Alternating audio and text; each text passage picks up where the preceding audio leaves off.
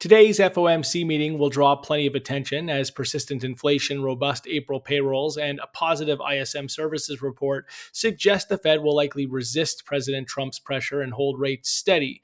Investors will, however, closely analyze the Fed chair's address for any softening on rate cuts amid rising tariffs related economic risks.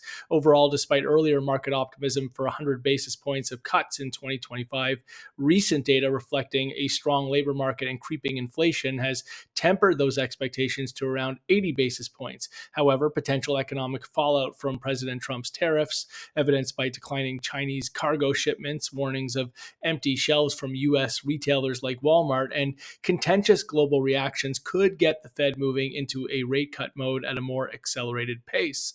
This, of course, would be a welcome development for markets given the more investor-friendly policy implication.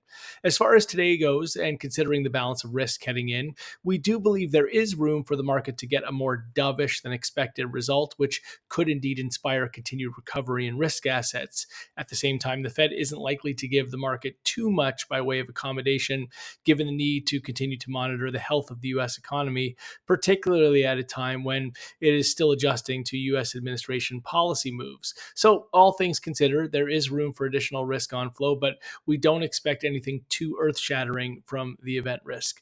That's all for now.